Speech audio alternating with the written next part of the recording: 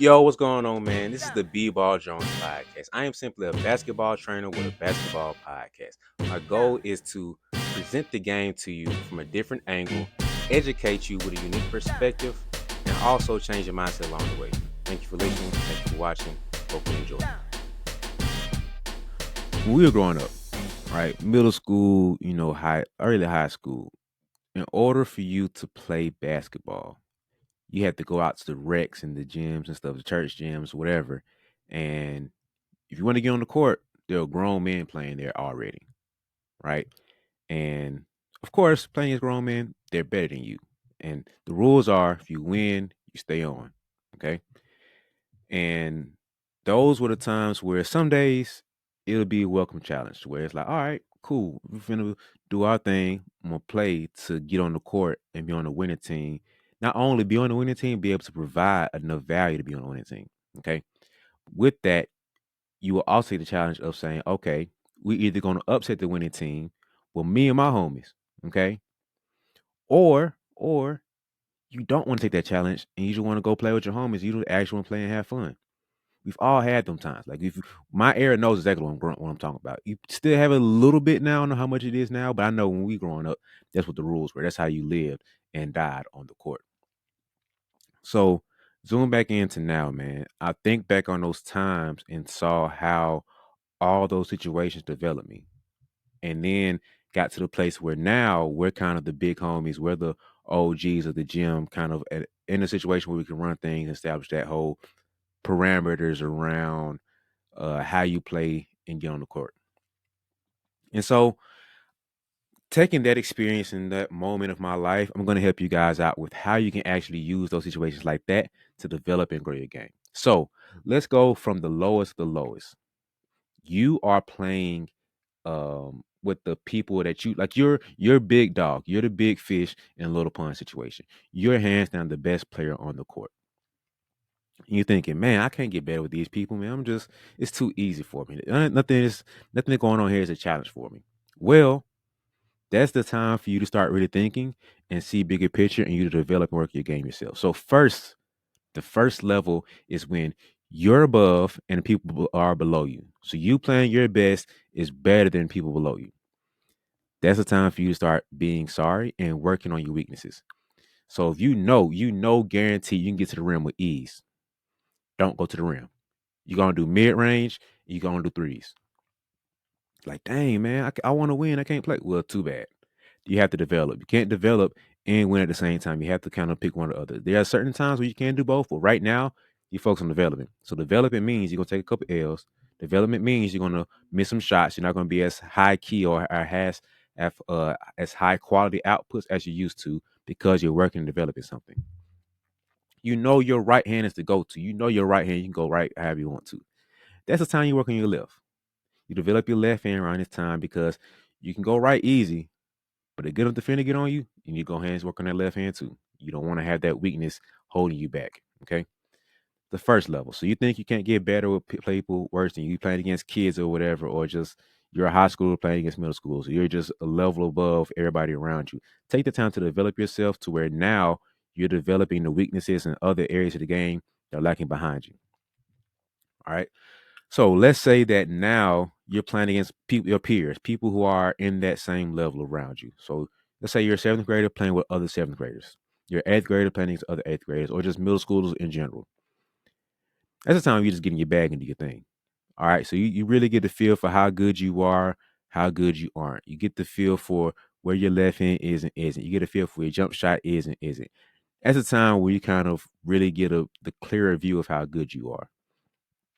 And that's where you just play your game. You don't really think about it too much. You just get to your bag, you play to your strengths, and you really just develop your game and your craft in that direction. So you know who you are and you know who you aren't. You know that in order to win the game, you probably need to shoot the jump shots. You probably need to go ahead and get to the rim and just drive.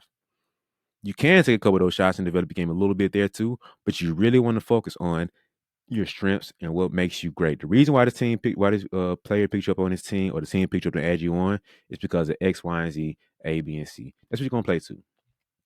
So when you're in your peers, you get a mix of playing a little bit to your strengths, but also playing a little bit to your weaknesses. So you're allowed that freedom for the most part.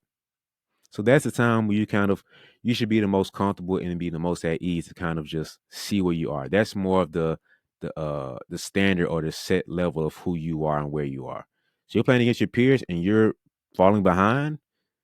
That's kind of a test to see where you are. So you need to step your game up.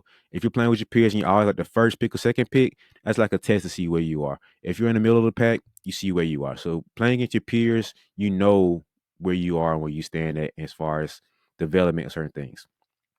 Now, lastly, this is the one that's probably the toughest challenge for most people to get into, is because you have to swallow your pride right here. You have to really uh, have a different mindset to do this piece. You got to play above your head. You got to put yourself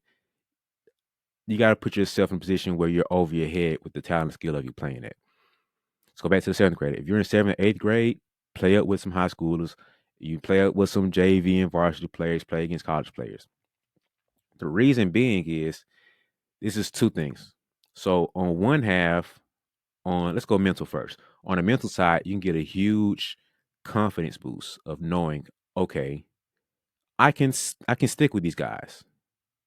Or you get the mental piece of maybe I'm not ready for this level yet, but now you have a mindset of where you are. You get That's the biggest test of where you are right there. So if you're in seventh, eighth grade and you're playing against varsity players, you get to see where you stand. You know, a lot of times college players and high school players, they'll play it with some overseas and pro guys. So you'll see college players who have potential to go pro one day, they'll play against the guys that are in the NBA or overseas playing pro.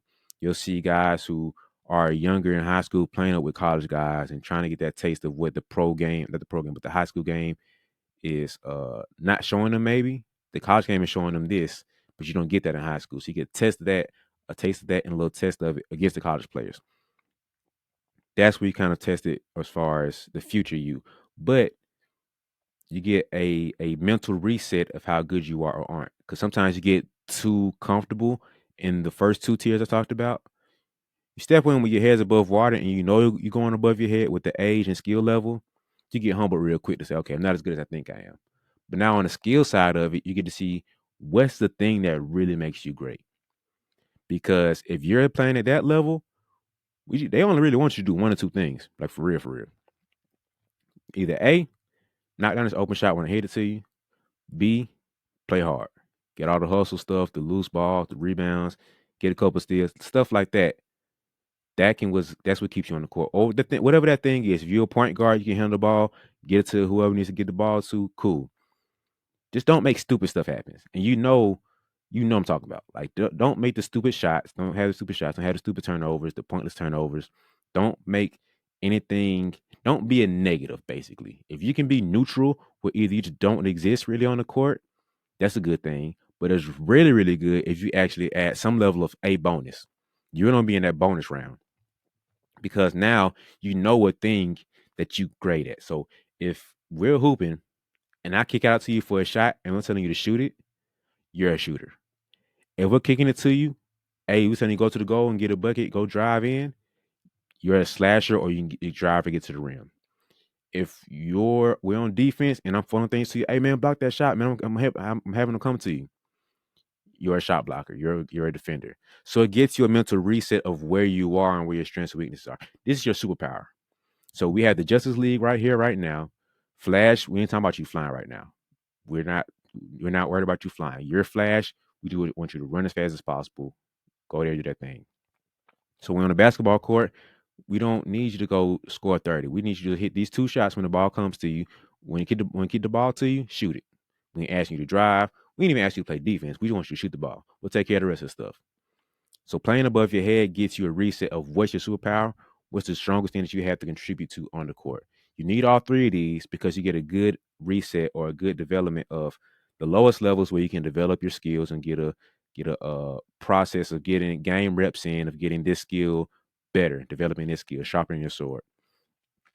You get the middle ground to see where your sword skills are actually at. So you get to test the highs and the lows. You get a comparison ranking of where you are with your peers and people in your age group. But then you go to the highest level to see what's the one or two things that really makes you special and unique on the court. So this is really great if you don't have a trainer. Even if you do have a trainer, you start to understand your game for yourself because you have all three levels now to where I'm a seventh grader hooping against sixth graders or fifth graders. All right, cool. I'm gonna develop and work on this thing that I'm not as good at. But now I'm going back to my seventh, eighth grade peer group to now really hone myself in and see how good I actually am or am not. Now you're gonna take that to a whole another level, going against above your head, going against high schoolers, college players, pro players, grown men to say this is my thing that makes me really, really great. So you're going from one end of working and developing one or two things to now fine tuning and knowing what the really greatest strength is on the other side of it. In that middle, that's where you kind of get a feel for where you are in your peer group. So that's really a simple 3 level way of really developing your craft and developing your game while hooping if you don't have a trainer. Hope you enjoyed it. Thank you for watching.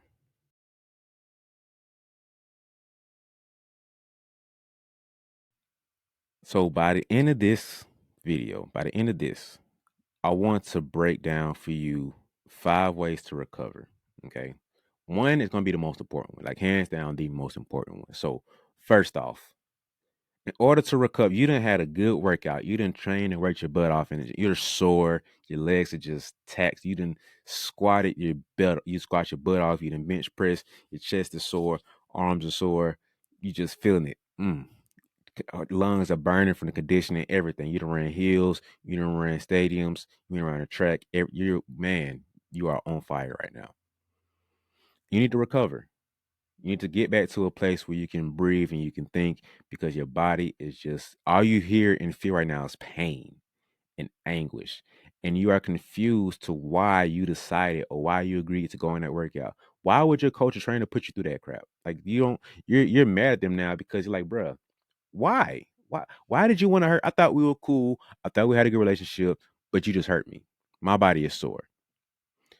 Now you're in the mindset of, okay, I need to recover. Cool. I'm gonna help you out here. So the first step of recovery is to not go so far where you need it. Don't go to a 10 if your body can't take a 10, especially if you're in a space where you don't need to recover. Like if you're in season, don't go to crazy. Like, let's not go there. But don't go to where you need it so much. Don't go to where you need to have like, bro, my body can't function. Don't go to a 10 all the time. You don't need to work out to where you're so sore and you're feeling it every single move that you do. You're feeling this pain. You're feeling this whatever you worked on, you're feeling it. So you know you did the leg that you squat heavy, you done did the calf raises, you done did leg extensions, you didn't hit every machine possible for your legs. For whatever reason, you decided to do that. But your trainer was just feeling that day, and your coach was like, "Y'all, I'm mad at y'all. We're just gonna destroy your legs and we're gonna run all day."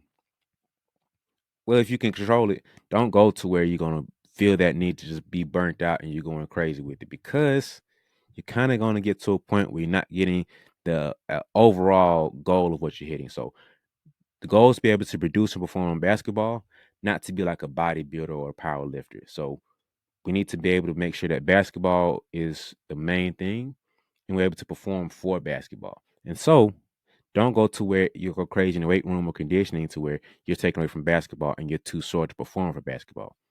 Because it's a lot easier to recover if let's say you're physically at a good 7 or 8 and you push your body to an 8, maybe a 9, you can recover from that a lot easier than if you're at a 6 and you went to a 9 or a 10. That gap is really what hurts you the most. And so to make sure that we don't need to recover, don't push to where the recovery is everything. But it is a level of recovery. Like I said before, if we're at a 7 or 8, we push it to like an 8 or a 9, there's a level of recovery needed there. Even if you maintain at an 8, there's a level of recovery needed. So here's what you need to do. Now, number 2, hydrate, get some water in you, some good water. Okay. Get you some electrolytes and really hydrate yourself into where you're recovering all the sweat and everything that you got within you. 2 is to refuel yourself. Like it's like a car, you need some gas, refuel you. So you need to eat right, get proper carbs and the proper proteins, the proper fats. You need to refuel yourself. And 3, you need to sleep. That's really that simple. If you can make sure that you're drinking and refueling yourself enough water and electrolytes. 2, make sure that you are eating and recovering with the proteins, carbs, and the fats. Get enough percentage wise of those. I'm not going to break those down in this video. And then make sure that you're sleeping and recovering right, taking naps if you need to. That's how you really recover the best way. Okay, so one, don't go to extreme where you're crazy overdoing it and you need to just take a break.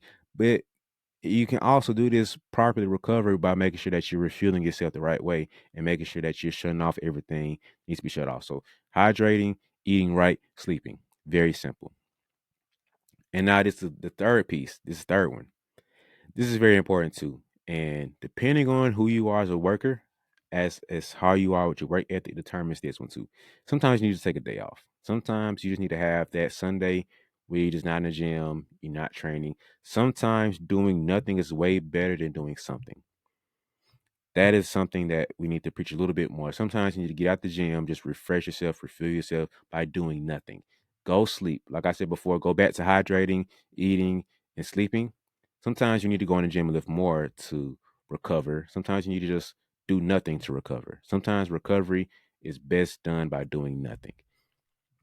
You done worked hard from Saturday to Saturday for a couple weeks in a row. Sometimes that Sunday you need to take a break off. Or you training Monday through Saturday, and Sunday's your rest day. That's okay too. Find some level of taking a day off. You have to know yourself, know what your workout's looking like, what's the overall goal. There's a lot of things that go into it, but sometimes just taking a day off is the best thing for you to do. And I'll say you went crazy in the weight room again, and you are in a situation where you just want to still work. You worked out once again, your legs are sore. You get into it, your body is just aching. You had a good chest day, your arms or whatever, it's sore. But you want to stay in the weight room. You want to keep working, keep lifting. Well, you can do active recovery or light recovery, meaning you might not do, say you went bench press, you went crazy with the bench, right? Maybe you need to back off and do some push ups.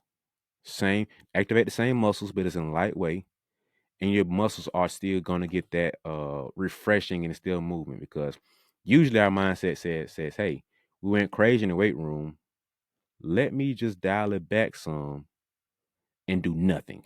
Let me just rest. It's not the best answer. Unless you actually hurt something, it's probably not the best answer. It's probably best to get your muscles to like move a little bit more, keep it moving, get some life into it, get some blood flowing through it so it can recover and get, once again, you eating right. Now you're able to get the movement to your muscles that you broke down and tore up, recovering it by fueling it and refueling it by hydrating, eating. And sometimes you just need to keep the movement by doing the same thing, just a little bit lighter. That tells your body to say, hey, you'll beat it up over here, but we still going to use and operate it how we need to do. So sometimes you need to take light recovery and light workout the next time that you get the opportunity to work out. So if you destroyed your legs, don't mean you just sleep in the bed all day because you destroyed your legs. You might need to go for a walk the next day.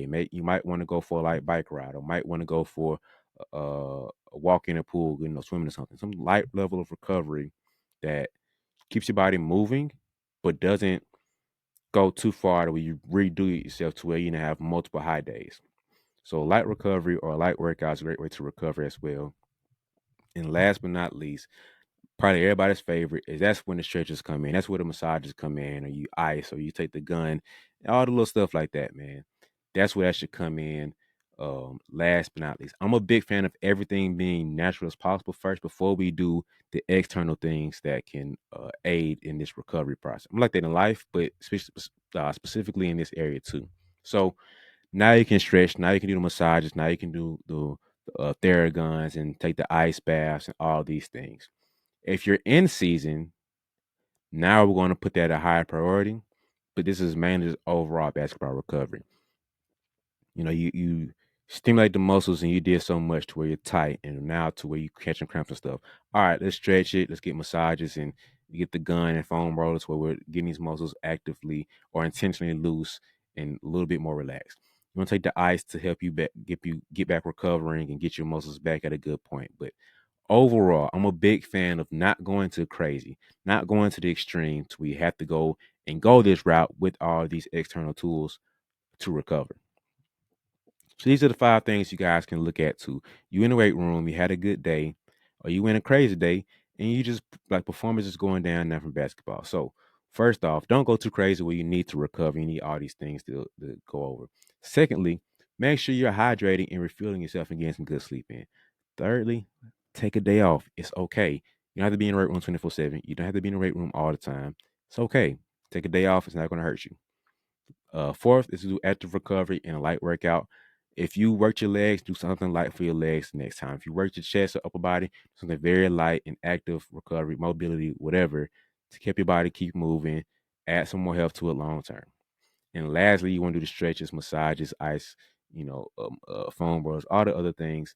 If that's what you're into, you want to get into. So, 5 simple things you can do to recover after going crazy in the weight room. You done hurt your body sore, you're aching.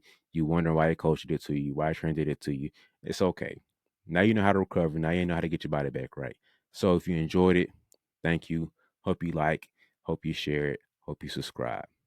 Appreciate you.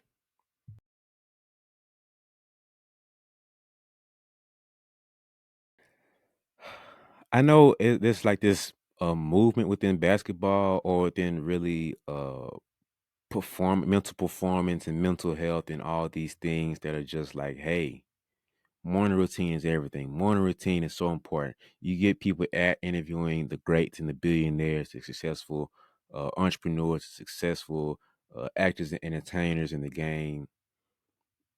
And we just this is it's such this fascination around morning routines. And guys, I don't think it's that deep. Like, to be real with you, I don't think it's this big crazy thing that really matters in the scope of what makes us successful. Like, why does it matter what Kobe did for his morning routine if you're not Kobe Bryant? And I get it, you want to copy things that the greats have done to get there. But one, they're doing things that fit in line with them to their goals of where they want to do, who they want to be, and what they want to do. So their morning routine gets them in a routine to get to this direction of where they're going. And more than likely, they're doing things that they've configured this routine that's tailored to them and what they want to do. So Kobe used to have a routine where he would wake up at like 4 a.m. because he wanted to still be a dad and train, still be a great dad, but still be a great player too. So you get up at 4 a.m. to make sure that he has time to be Kobe and do his thing, but then he still has time to be dad and do his thing. So his routine will be a little bit different from what um, Kevin Durant will be. Single man, no kids. I can get up at 6. Same goal. I want to be a great Kevin Durant. I can be a great son waking up at 6 because that's what I want to do. I don't have any kids. I don't have a family. The family is my mom, cousins, all the other stuff. I don't have to worry about all the other things that go along with being a dad or being a husband. It's not who I am. So therefore, my morning routine is gonna be a little bit different. So overall, I want you guys to get a routine that's more tailored to you, your goals, and what you want to do, who you are. But secondly, we're comparing the morning routine of people who are already at this level.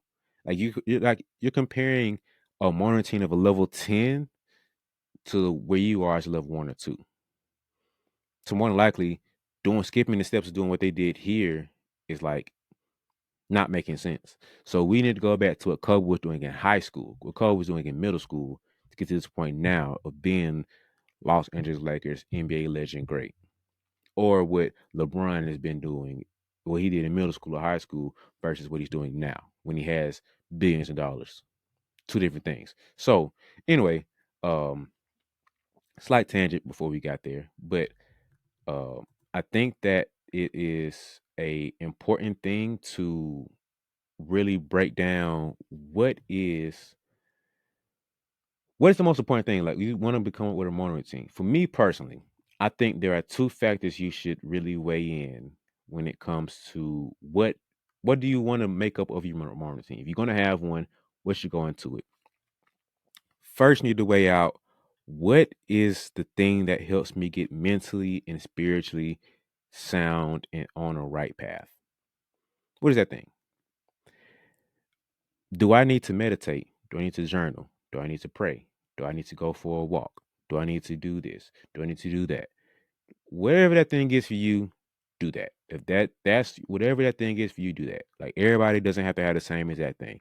I don't like to write. I don't like to write. Me personally, I don't like the journal. I don't like any of that stuff. So I don't do it. It's that simple. I get the benefits of it. I'm aware of all that stuff, but I'm not a writer. I don't want to sit here and do all that all the time. I like to read.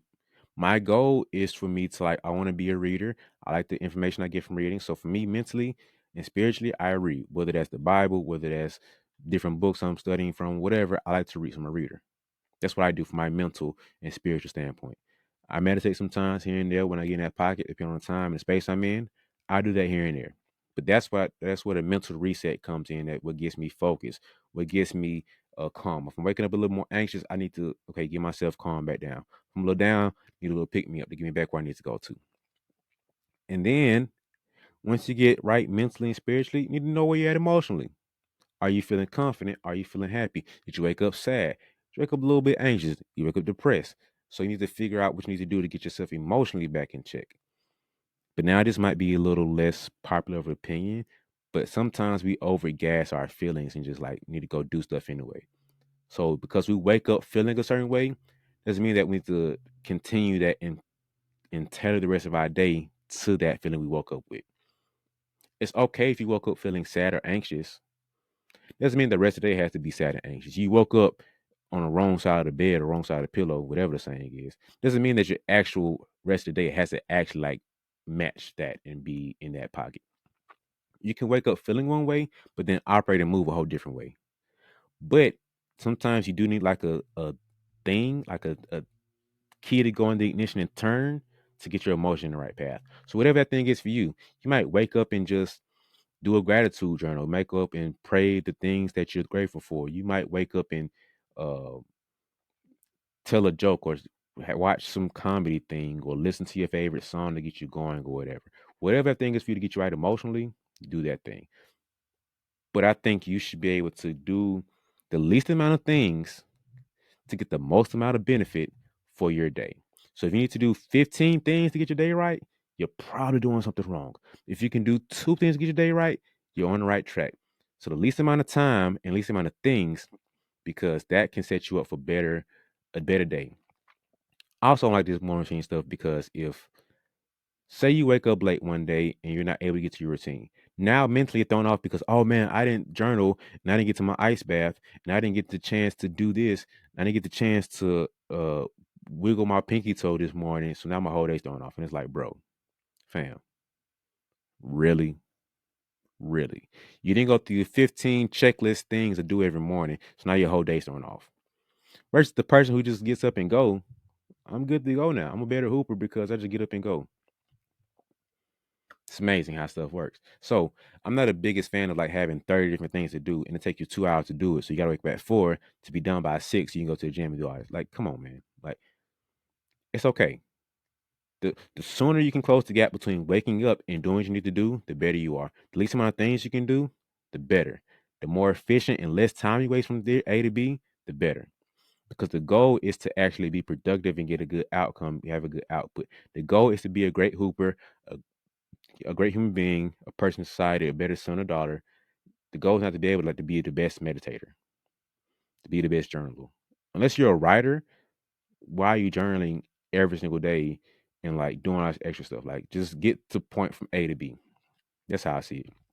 And so you can also do things where you kind of adjust your morning routine to your day. So you wake up a little sad or angry, you have things in place to counter it. You wake up feeling focused and happy, and you probably want to go. You might want to journal the thankfulness for it or whatever the thing is. You might want to sit and be like, man, I'm in a great space. Hmm. Now let's go to work. You feel me? Like we don't have to sit here and do all these extra fluffy things to be a dope hooper. It's like, bro, I can be a great student and not do all this stuff. So I just feel like you can be more flexible and just counter to your day. If you're feeling good, then just go. You feeling bad, quick pick me up, and then let's go. Okay. You can also tailor these things to your goals and what you want to be. So for me, once again, say I want to be a reader. I like to read. So I like to try to either read in the morning or before I go to bed. Pray and meditate. But after that, that's pretty much all I do for real, for real. I don't do nothing crazy, nothing special. But I have this. I don't know if it's controversial, but I don't see anybody talking about this. I truly believe the nighttime routine matters way more than a morning routine. I also say that your daily routine is way more important than a morning routine. So if you can do these things on a daily basis, whether that's in the morning or at night, matters 10 times more. If you can have a night routine and set you up for a great morning the next day, 10 times more important. Because if you can, okay, you got to wake up at 6. Okay. You have to wake up at 6 to go to practice or whatever. I don't care. So if every day your goal is to wake up before you go to bed that day to hit 1,000 shots, to be able to uh, watch film, do some homework, and to do homework or study, and to do 500 push-ups. Okay, let's just say those are your 5 things to do. Putting in those daily routines and habits every single day matters way more than the morning routine. But now your morning routine can consist of one of those things, to where every morning I wake up and watch 5 minutes of film and I do 20 push-ups. Okay, great. That can be your morning routine. And at night I finish up with before I, go to bed, I go to the gym, get my shots up, and then I do X, Y, and Z. I watch more film, study a little bit, go to bed. Cool. The things you do every single day define you way more than little stuff you try to do on a morning routine to like prep yourself into being ready to do this thing. Just do the thing as a routine, as a habit of what you do daily. Also going back to night routine. So let's say that um, every night you meal prep or you lay out your clothes and stuff the day before, and you have everything ready so you just get up and go. I believe that's way more important, because the time between waking up and going becomes a little bit shorter because you're more prepared. It's me personally. I think that's a better idea than just the whole morning routine thing. But who am I? Just a guy on here with a microphone and a Sanford women's basketball T-shirt, talking to you guys about basketball. That's it. But I really feel like the morning routine is not little, very overrated, and it's like the context how we view it and go around it is not the best or smartest thing to do. So, but I want to know what you guys think. I really want to know what you guys think about the morning routine and all this whole mumbo jumbo thing. The last thing I want to leave you with, okay, before we get out of here,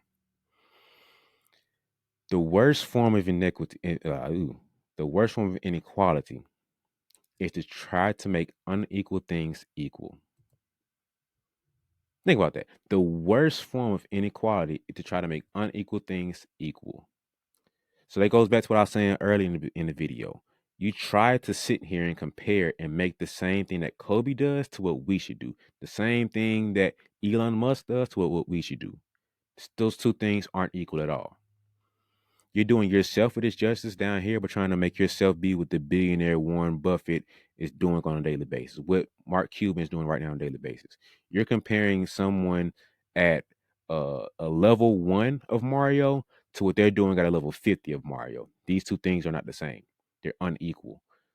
But now you want to pull back and see what Jeff Bezos was doing at the beginning when he was in middle school to prepare to be this thing up here, what Steve Jobs did at the beginning to what he's doing compared up there. Now we can do that now. Now you're comparing on a more equal or playing level field, because you're trying to compare yourself to this ridiculous number $1 trillion up here. It doesn't make sense. So the worst form of inequality is to try to compare. Is try to make unequal things be equal. Don't compare this level 1 to this level 50 up here.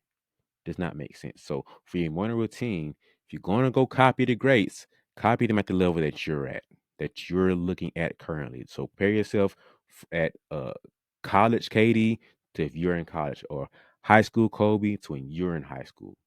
Don't try to make these unequal things equal, because now you're doing yourself a disservice. So, but that's it, man. I'm gonna stop beating you guys up about morning routines. Thank you for watching. Thank you for listening. That's the end of the Hoop Gems. Please comment. Please subscribe. See you next week.